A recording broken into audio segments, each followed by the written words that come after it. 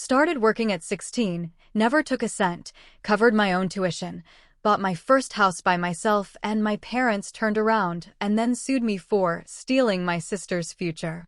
Can you imagine the moment you finally achieve your lifelong dream, buying your very own home, only to have your own parents serve you with a lawsuit demanding 70% of its value?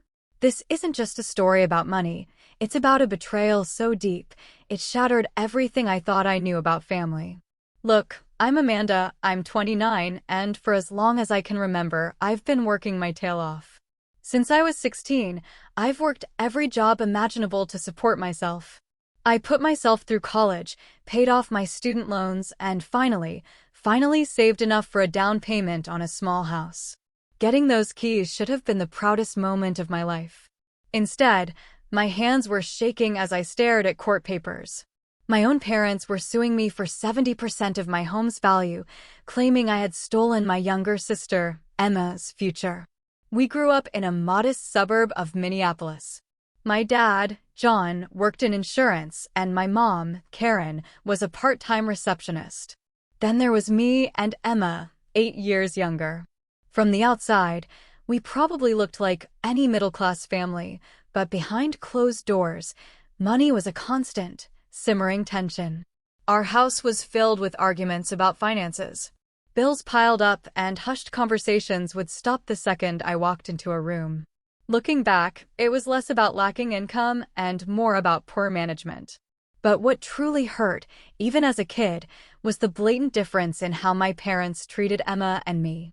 From an early age, Emma was the special one, the child with real potential.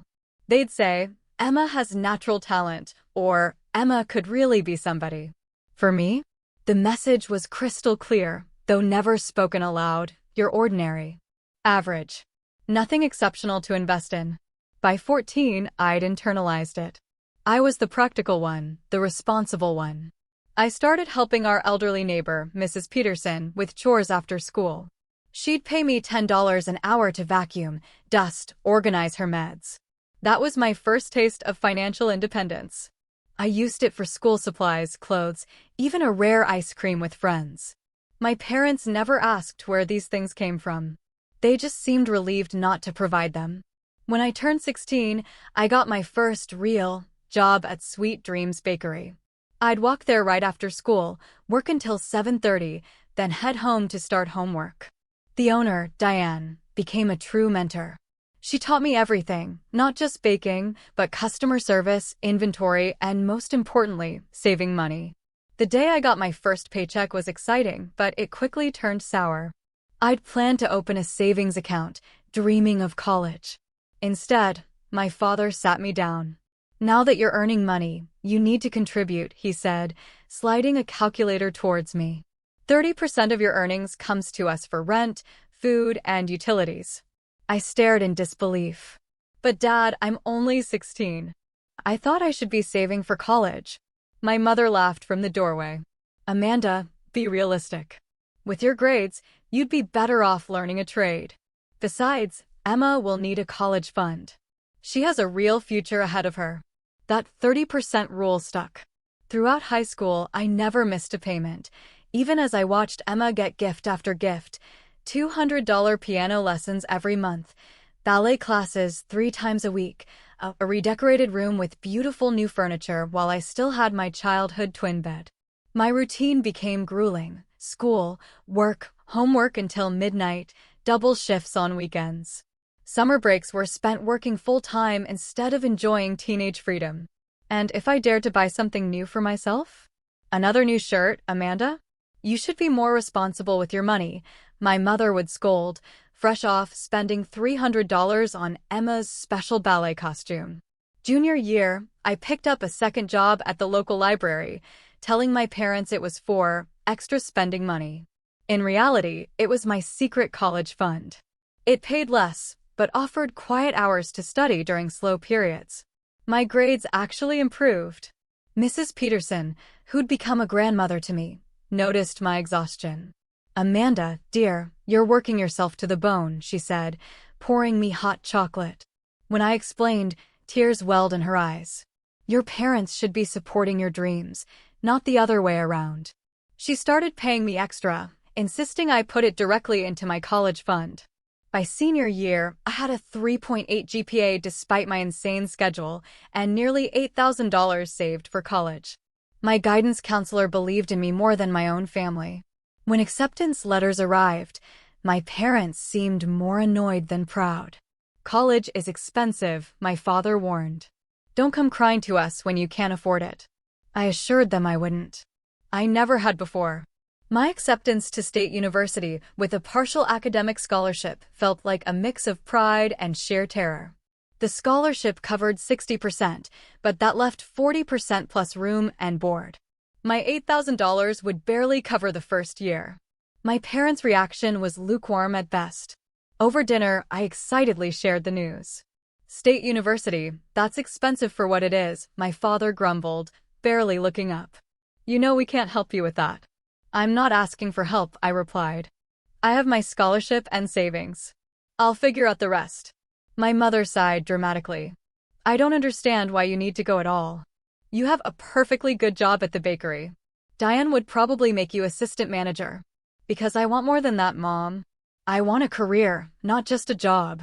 Then my father chimed in, and what about your contribution to this household? How are we supposed to make up that shortfall? That was the moment it clicked. They had been counting on my income for far longer than I'd realized. The 30% wasn't about teaching me responsibility. It was about propping up their budget so they could afford Emma's activities. I wasn't a daughter being guided toward independence. I was an income source. I'm sorry, but I'm going to college, I said, surprised by my own firm resolve. I've worked for this opportunity, and I'm taking it. The weeks before I left were filled with cold shoulders and passive-aggressive jabs. My parents acted like I was abandoning the family. Only Emma, at 11, seemed genuinely happy. Move-in day was a solo experience. My parents claimed they couldn't take time off. So, I packed my suitcases and took the bus to campus. My roommate, Jennifer, arrived with her entire family, who set up her side of the room with coordinated bedding, decorative pillows, and family photos.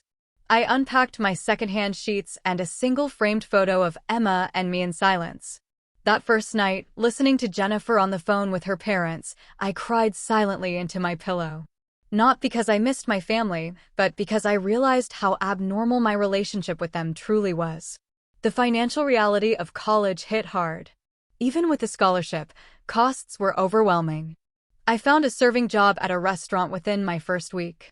The hours were brutal, 5 p.m. to 11 p.m. on weeknights, straight from classes to work, then studying until early morning. Weekends meant double shifts. Sophomore year, I added a second job as a teaching assistant. Between the two, I covered expenses, though I still had to borrow about $10,000 per year in student loans. My tiny dorm room became my sanctuary and my prison. My desk lamp would burn until 3 or 4 a.m. as I struggled with assignments after exhausting shifts. Cup noodles became my primary food source, not for the cliché, but because they cost less than $1 per meal. I tracked every penny in a meticulous budget spreadsheet, calculating exactly how many hours I needed to work. Jennifer eventually moved out, claiming my late-night studying disrupted her sleep. She was replaced by Jessica, another scholarship student who worked part-time. Jessica understood my situation. My parents help when they can, she explained one night, but there are 5 kids in my family. I'm the first to go to college, so I'm kind of the experiment. At least they support you emotionally, I said, failing to hide my bitterness. Jessica looked at me thoughtfully. Your family situation sounds really toxic, Amanda. Have you ever talked to someone about it?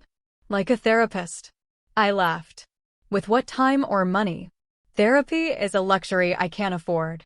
Despite the challenges, I excelled. My finance and business classes felt relevant and practical after years of managing my own meager budget. Professors noticed my work ethic, and one recommended me for a summer internship at Meridian Financial Services after junior year. That internship was a turning point.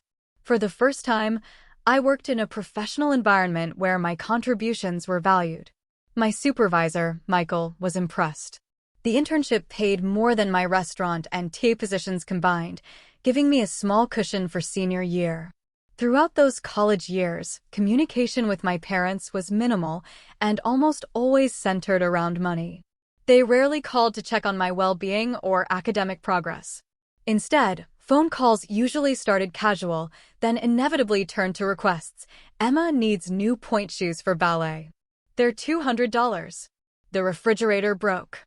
We need $400 for repairs. Emma got accepted to a special summer music camp. It's $2,000. I sent money when I could justify it as helping my sister, rather than enabling my parents. But each request left me feeling used, not loved. In my senior year, I met Tyler in an advanced finance seminar. Smart, kind, and from a loving family, he was everything I'd never experienced.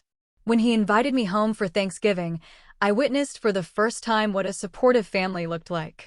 His parents asked about my classes, my goals, my opinions. They were genuinely interested in me as a person, not as a resource. "Why are you crying?" Tyler asked when he found me alone in the guest room that night. "Because I didn't know families could be like yours," I admitted. "I didn't know parents could love their children without conditions." That Thanksgiving weekend changed something fundamental in how I viewed family relationships. I began to understand that what I'd experienced wasn't normal or healthy. And most importantly, I realized I deserved better. I graduated with a bachelor's degree in finance, cum laude honors.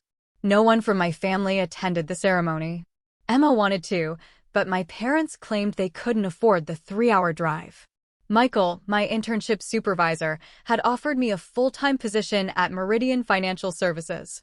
The starting salary of $50,000 felt astronomical after years of scraping by. My first major decision was housing. Most colleagues rented trendy apartments. I opted for a tiny studio in an older building 45 minutes from the office. My rent was only 20% of my take-home pay, allowing me to focus on my next goals, paying off student loans and saving for a house. I created a detailed 5-year plan. My lifestyle remained frugal despite my professional salary. I brought lunch to work, shopped at discount stores, and still used public transportation. Colleagues invited me to happy hours or weekend trips that I declined, knowing each $60 dinner or $300 getaway would delay my goals. Jessica remained my closest friend. Most people our age aren't thinking about retirement accounts or mortgage rates. She laughed one evening as we reviewed my budget over cheap pizza. Most people our age didn't have to pay rent to their parents at 16, I replied. My relationship with Tyler had evolved into something more complicated. He respected my goals, but struggled to understand why I pushed myself so hard. "You deserve to enjoy life now, not just prepare for some future that might never come," he'd argue. "I am enjoying life," I'd insist. Financial security is worth more to me than temporary pleasures. Our different perspectives led to a mutual decision to remain friends. It hurt, but it allowed me to maintain focus. At work, my dedication paid off. Within 18 months, I was promoted to financial analyst, salary jumping to $62,000. I maintained my frugal habits, directing the extra income toward my student loans. By the end of my 3rd year at Meridian, I'd paid off all $40,000 in loans, built an emergency fund of $12,000, and began serious saving for a house down payment. It felt monumental. Yet, I had no one to truly share it with. Throughout this time, my relationship with my family remained strained, almost entirely one-sided. The pattern from college continued, rare communication unless financial needs arose. Emma was now in high school, excelling in music and academics. My parents spoke of her potential with the same reverence. "Emma's piano teacher thinks she could get into Juilliard," my mother announced during one of our infrequent calls. Of course, the application process and audition prep will be expensive. The unspoken request hung in the air. I had already sent $3,000 that year for Emma's activities. Each time I told myself it was for my sister's benefit. But the line was blurring. "Mom," I said carefully, "I have my own financial goals. I can't be Emma's college fund." The silence on the other end was frigid. "I see your sister's future means nothing to you now that you have your fancy job and city apartment." The guilt trip was familiar, but this time, something in me resisted. "That's not fair. I've helped a lot, but I can't be expected to finance another person's education when I just finished paying for my own. The conversation ended badly, with my mother claiming I had changed, become selfish and cold. It hurt, but I held firm. 2 weeks later, my father called with a more direct approach. Emma got accepted to Westfield University. Full 4-year tuition is $40,000 per year. We need to know how much you can contribute. Westfield was prestigious, but astronomically expensive. I was stunned by both the assumption and the amount. Dad, that's over $160,000 total. I don't have that kind of money to give. You make good money now. You could take out a loan to help your sister. That's what family does. The irony hit me hard. Family helps each other when they can. No one helped me with my education. That was different. You were always independent. I wasn't given a choice, I countered. The conversation dissolved into accusations and old resentments. My father hung up after telling me I was breaking my mother's heart with my selfishness. Despite the emotional toll, I remained committed to my financial plan. When Emma herself called to ask about college funding, I took a different approach. I can't pay your tuition, Emma, but I can help you apply for scholarships, look into more affordable schools, and teach you how to manage money so you can be independent, like I had to be. Her response surprised me. I never asked them to put this on you, Amanda. I know how hard you worked for everything you have. That conversation was the first genuine connection I'd felt with my sister in years. We started talking regularly, me serving as a sounding board and advisor rather than a checkbook. I helped her apply for scholarships and financial aid, resulting in a substantial package from a state university comparable to mine. My parents were disappointed, seeing it as settling. They continued to pressure me for contributions, which I earmarked specifically for Emma's textbooks or dorm supplies. By my 5th year at Meridian, now a senior financial analyst earning $78,000, I had enough for a 20% down payment on a modest home. My years of sacrifice and discipline were finally paying off. What I didn't anticipate was how my family would react, or how their reaction would forever change everything. House hunting was both exciting and terrifying. I had specific criteria: small, well-maintained, safe neighborhood, good public transport, under $250,000. My agent, Natalie, was patient.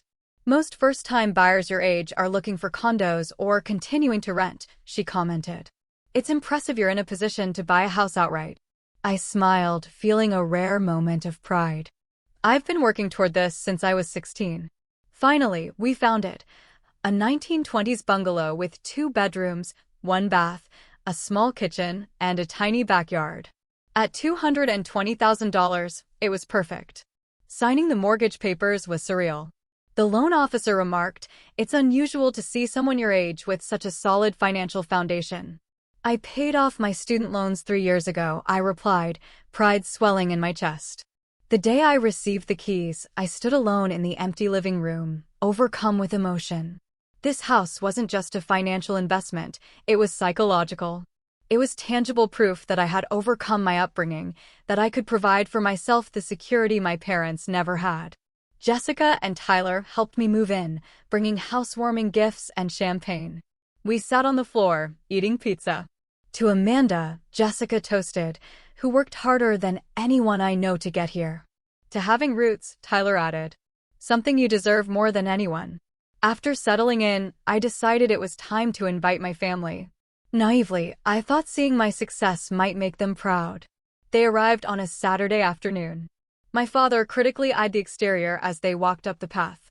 "It's small," was his first comment upon entering. "Perfect size for me," I replied, trying to stay positive. My mother walked through the rooms with a faint distaste.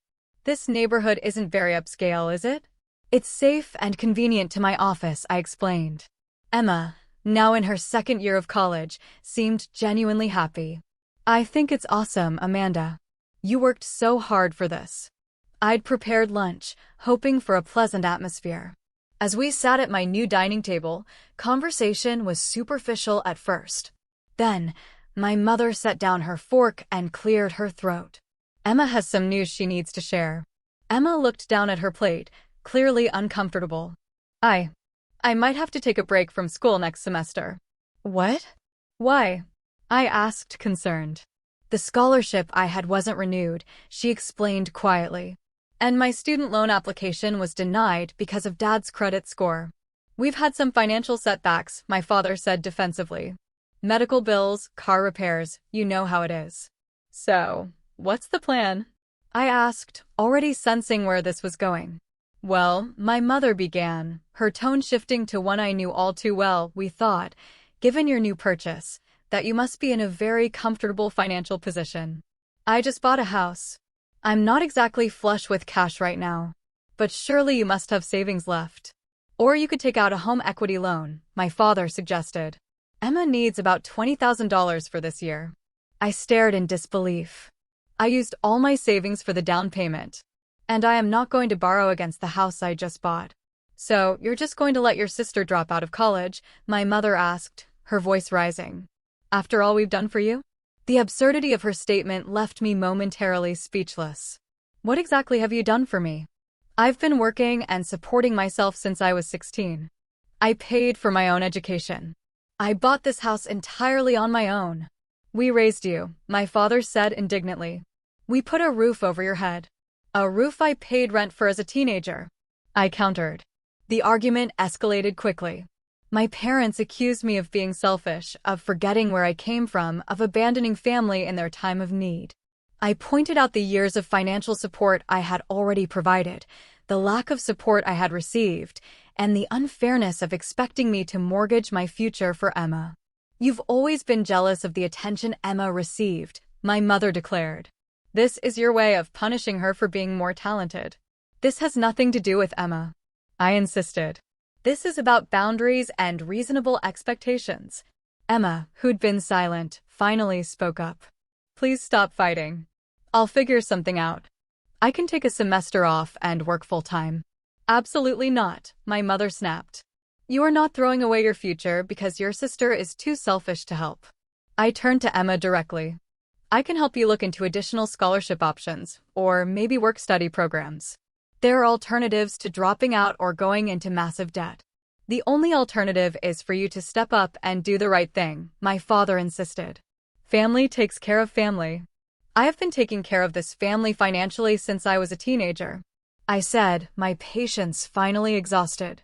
I am done being your ATM. My father stood up abruptly. If that's how you feel, then perhaps we need to reconsider what family means. You clearly have the resources to help, but are choosing not to. This house represents years of sacrifice and hard work, I said. I am not jeopardizing that. That house should be helping secure Emma's future, not sitting here as a monument to your selfishness, my mother declared. As they prepared to leave, my father delivered a parting shot that would prove prophetic. This is not over, Amanda. If you won't do the right thing voluntarily, there are other ways to ensure family obligations are met. I assumed it was an empty threat. The kind of dramatic statement my parents often made during arguments. I was wrong.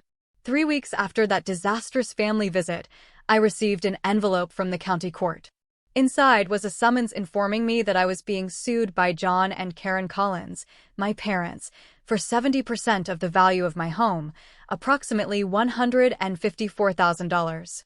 The legal complaint alleged that I had a moral and implied financial obligation to support my sister's education and that my purchase of a home instead constituted financial abandonment and theft of family resources.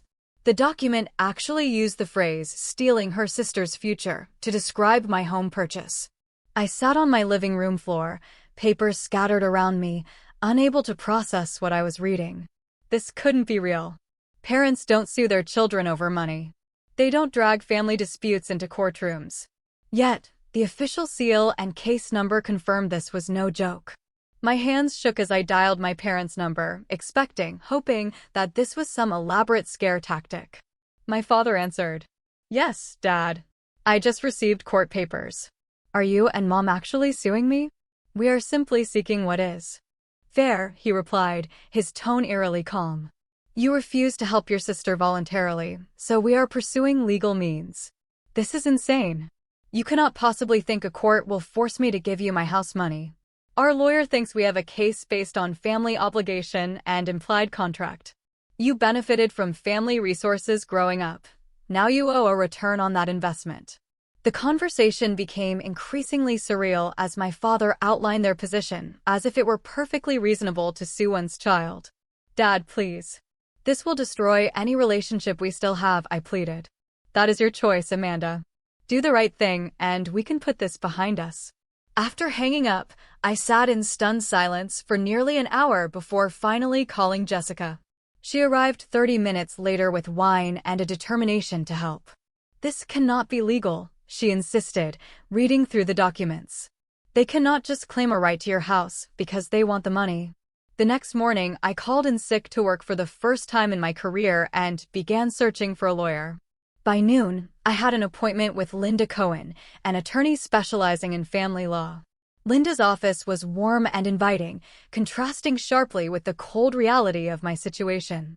After reviewing the documents, she looked up at me with a mixture of sympathy and professional assessment. I've seen some contentious family disputes in my 20 years, but parents suing a child for buying their own home is certainly unique. She paused. The good news is their case has virtually no legal merit. They cannot actually take 70% of your house. There is no legal principle that would entitle parents to their adult child's assets based on an implied obligation to a sibling. The problem, she explained, is that defending yourself will still cost money and emotional energy. We discussed strategy. Linda advised me to compile evidence of my financial independence, tax returns showing I hadn't been claimed as a dependent since age 18, proof of paying for my own education, and documentation of money I had already given to my family. Their case hinges on the idea that you owe them something. We need to demonstrate clearly that if anything, the balance is tilted in the other direction, she explained. The next few weeks were a blur of legal preparations, anxiety, and disrupted sleep. My work performance suffered. Fortunately, Michael, my supervisor, noticed my distraction. When I finally explained, his reaction validated what I had begun to understand. Amanda, what your parents are doing is not normal. It's exploitative and abusive. Hearing someone in a position of authority name the dynamic so clearly was both painful and liberating. I had spent so many years normalizing my family's behavior, making excuses, accepting blame. Now, outsiders were confirming what I had only recently begun to acknowledge. My relationship with my parents was fundamentally unhealthy. Support came from unexpected places. Colleagues offered encouragement. Neighbors brought meals. Even Tyler, despite our complicated history, became a steady presence, helping me organize financial records and providing emotional support. Jessica suggested therapy. This is trauma, Amanda. You need professional support. I found Dr. Russell, a therapist specializing in family estrangement and financial abuse, who offered sliding scale fees. Our sessions helped me recognize patterns of manipulation and begin to unravel the guilt that had been instilled in me since childhood.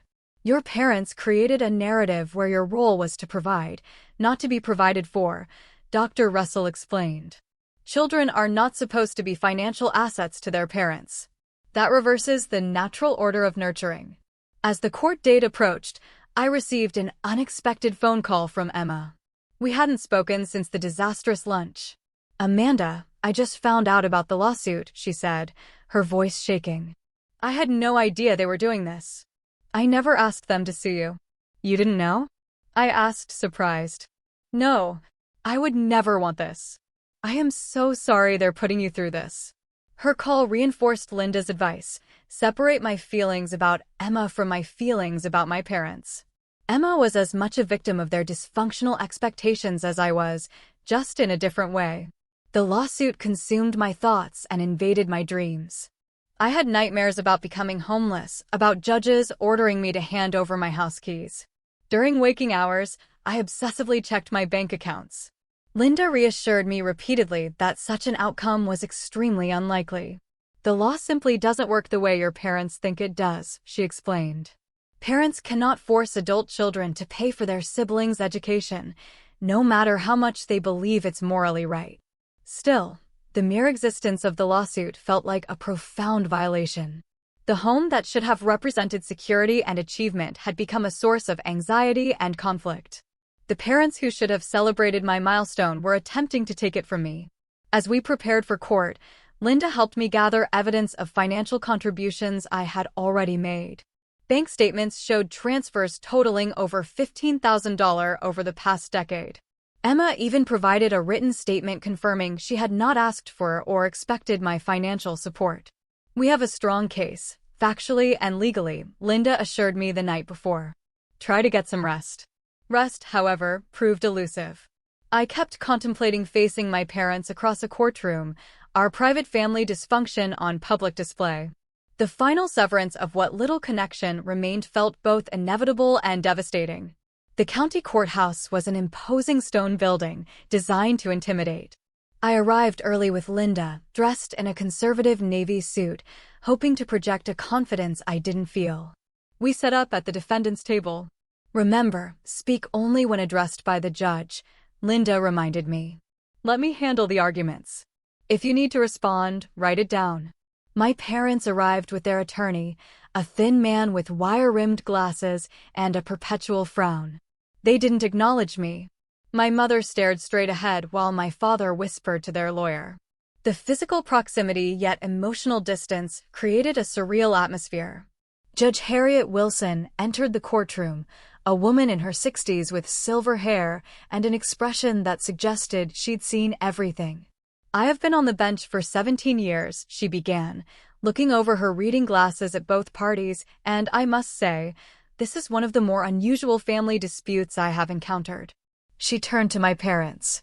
Mr. and Mrs. Collins, you are suing your daughter for 70% of the value of her home to pay for your younger daughter's college education. Is that correct? My parents' lawyer stood. Yes, Your Honor. My clients believe their elder daughter has a moral obligation to support her sister's education, particularly given the family's financial contributions to her upbringing. Judge Wilson's expression remained neutral, but her tone sharpened. Moral obligations and legal obligations are not always the same thing, Counselor. Please explain the legal basis for your claim. What followed was a tortuous argument about implied family contracts and conditional support during minority. The lawyer claimed that by accepting parental support as a child, I had implicitly agreed to a reciprocal obligation to support my sister. Linda took notes calmly beside me, occasionally squeezing my arm when particularly outrageous claims were made. When it was her turn, she rose with composed confidence. Your Honor, this case has no basis in family law or contract law. Miss Collins was a minor child under her parents' care, which is a legal obligation parents voluntarily assume when they have children. Children do not contract to receive basic necessities from their parents.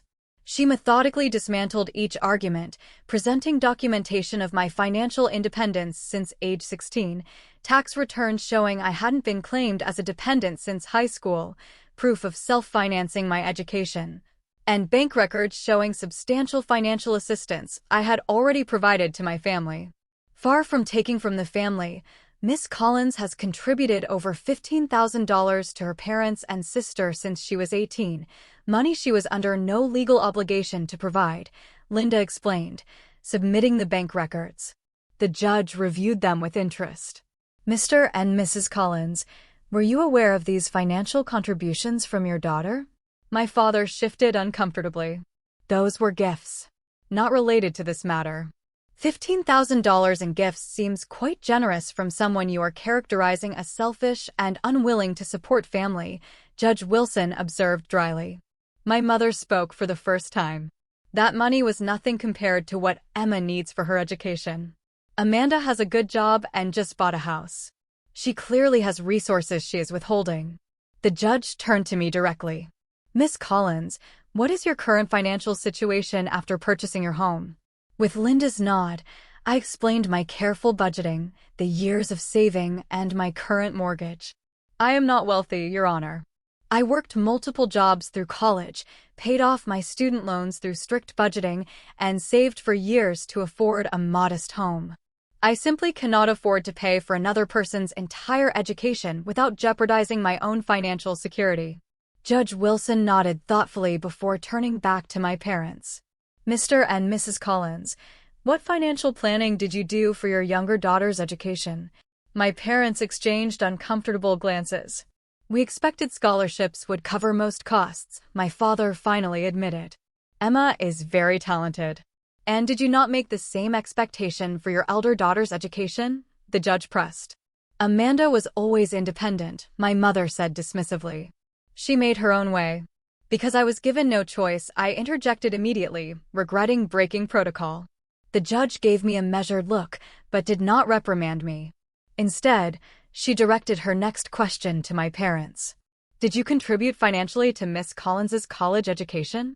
We could not afford to at the time, my father replied.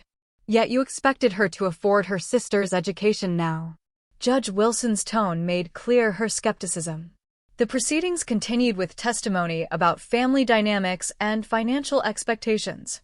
My parents' lawyer tried to frame the situation as a simple family dispute where the court should enforce fairness between siblings. Linda countered by emphasizing the legal autonomy of adult children and the absence of any contractual obligation.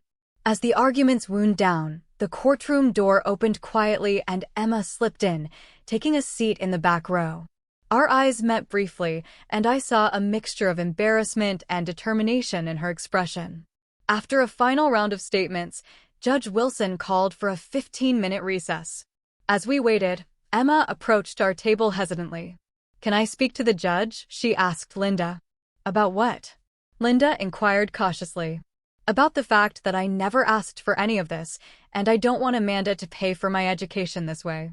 Linda explained that the judge might not allow additional testimony at this stage, but advised Emma to stay close. When Judge Wilson returned, she surprised everyone by calling Emma forward. I understand you are Emma Collins, the younger sister whose education is at the center of this dispute.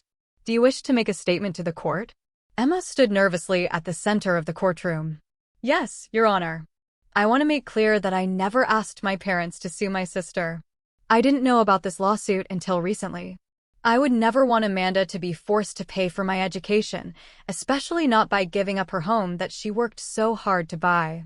My mother made a small noise of protest, which the judge silenced with a stern look. Emma continued, gaining confidence. Amanda has always helped me when she could. She helped me apply for scholarships and financial aid. She taught me how to budget and manage money, skills our parents never taught either of us. I have options for continuing my education without taking anything from my sister. Judge Wilson thanked Emma for her statement, then delivered her ruling. Having reviewed all evidence and testimony in this matter, I find the plaintiff's claim wholly without merit. There is no legal basis for forcing an adult child to finance a sibling's education, regardless of any perceived moral obligation. Furthermore, the evidence clearly shows that Miss Amanda Collins has already provided substantial financial support to her family over the years, far beyond any reasonable expectation. She continued, addressing my parents directly. Mr. and Mrs. Collins, the court is troubled by your apparent different treatment of your daughters. You seem to have expected financial independence from one while assuming ongoing support for the other. This is not a matter for legal remedy, but rather family counseling. The judge dismissed the case and, in a final unexpected move, ordered my parents to pay my legal fees, stating that their lawsuit was frivolous and potentially vexatious.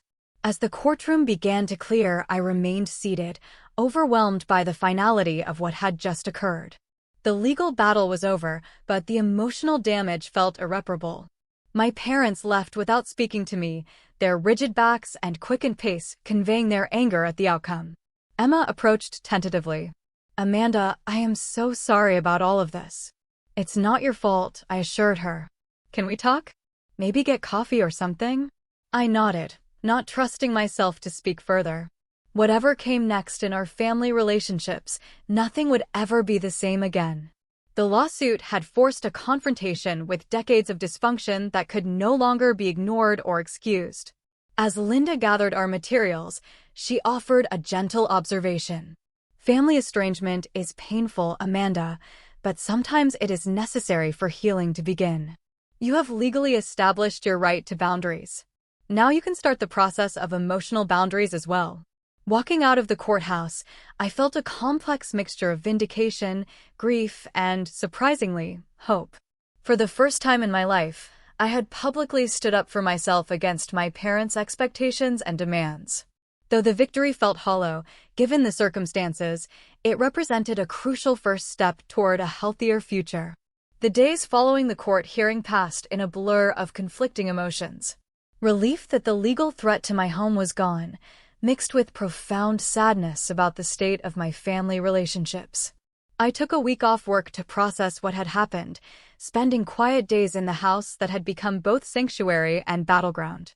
I didn't hear from my parents, nor did I expect to. The courtroom had made explicit what had been implicit for years. Our relationship was fundamentally broken, built on obligation rather than love, expectation rather than acceptance. The lawsuit had not created this dysfunction, but merely exposed it in the harshest possible light. Linda had recommended continuing therapy, advice I took seriously. Dr. Russell helped me understand that grief for a relationship that never existed is still valid grief. You are mourning the parents you deserved, but never had, she explained. That loss is real, even if the relationship itself was unhealthy. We worked on establishing what she called internal boundaries, the emotional counterpart to the legal boundaries the court had affirmed. I learned to recognize and challenge the voice of guilt that had been instilled in me since childhood, the belief that I was selfish for having needs and wants of my own. 2 weeks after the court case, Emma and I met for coffee at a neutral location. The conversation was awkward at first, years of family dynamics creating an invisible barrier. I moved out of Mom and Dad's house, she said, after preliminary small talk. I'm staying with my friend Sophia until I figure things out. Are you still in school? I asked. She nodded. I reduced my course load and got a job at the campus bookstore. It'll take me longer to graduate, but I'll get there eventually. I also applied for additional scholarships, like you suggested. I'm proud of you, Emma, I said, meaning it. Taking control of your own path isn't easy. I had a good example, she replied, meeting my eyes directly. I always admired how independent you were, even though I didn't understand until recently that it wasn't by choice. That conversation marked the beginning of a new relationship between us, one based on mutual respect, rather than the competitive dynamic our parents had fostered. Emma began to share her struggles and triumphs with me as a peer rather than as the favored child seeking handouts. As months passed, I slowly rebuilt my life around the truth rather than family mythology. My home, now free from legal threat, became a true haven. I painted walls, planted a small garden, and gradually furnished rooms with pieces that brought me joy. Each improvement felt like an affirmation of my right to create security for myself. Work provided another source of stability. Michael, understanding the personal crisis I had weathered, offered me additional responsibilities that led to another promotion. The increased income allowed me to start a modest investment portfolio, furthering my goal of long-term financial security. Jessica remained a steadfast friend, celebrating small victories and providing perspective during moments of doubt. You know what amazes me most about you, she said during a Saturday spent helping me install kitchen shelves. Your capacity for joy despite everything. You never became bitter. Her observation surprised me, but she was right. Despite the family dysfunction, I hadn't allowed it to define my entire worldview. I still found pleasure in small things. Still believed in the possibility of healthy relationships. Inspired by my own journey, I started a blog about financial independence for young adults from difficult family backgrounds. The response was overwhelming, with hundreds of comments from people sharing similar experiences. What began as a personal outlet evolved into an online support community with regular video chats and resource sharing. Through this platform, I connected with others who understood the particular challenges of building stability without family support. We discussed practical matters like building credit and emergency funds, but also emotional issues like setting boundaries and managing guilt. The community became an unexpected source of healing, reminder that shared experience diminishes isolation. 6 months after the court case, I received a handwritten letter from my mother. The envelope sat unopened on my counter for 3 days before I found the courage to read it. Amanda, it began. The past months have given me time to reflect on our relationship and my role as your mother. While I still believe families should support each other, I recognize now that we placed unfair burdens on you from a young age. This realization has been painful to acknowledge. The letter continued with an awkward but seemingly genuine attempted apology, stopping short of taking full responsibility, but acknowledging that mistakes had been made. She requested a meeting to begin healing our family, a phrase that simultaneously triggered hope and skepticism.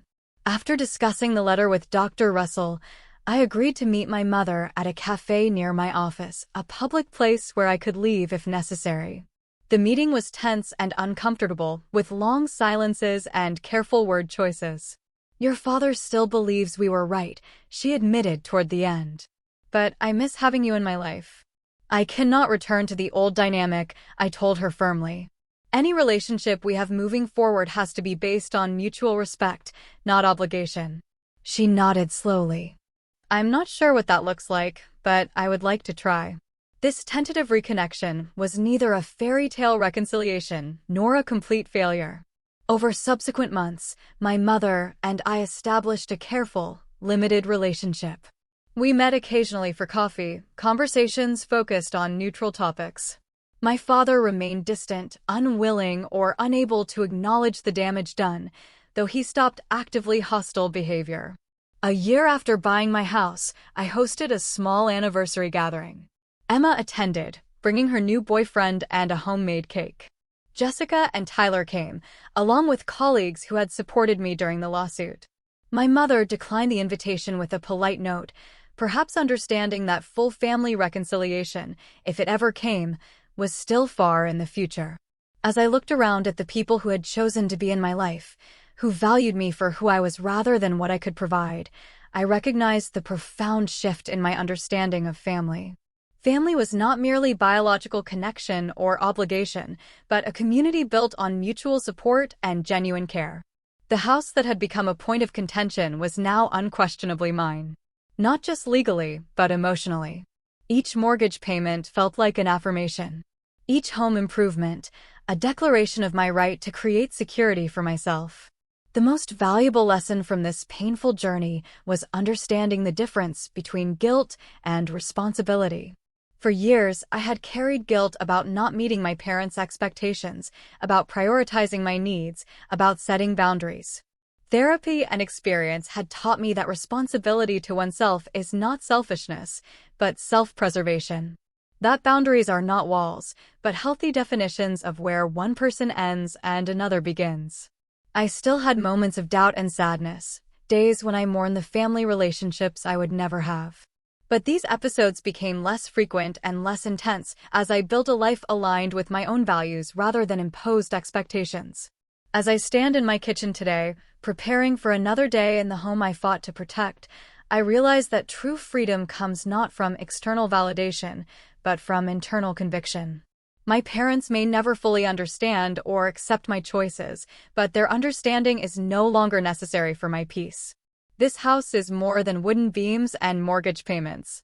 It represents my right to define my own path, to establish healthy boundaries, and to create security on my own terms. The journey here was longer and harder than it should have been, but that only makes the achievement more meaningful. What would you do if faced with a choice between family expectations and your own well-being? Have you ever had to set difficult boundaries with loved ones? I'd love to hear your stories in the comments below. And if this resonated with you, please like, subscribe, and share with others who might need to hear that standing up for yourself is not selfish, but necessary. Thank you for listening. Take care. Good luck.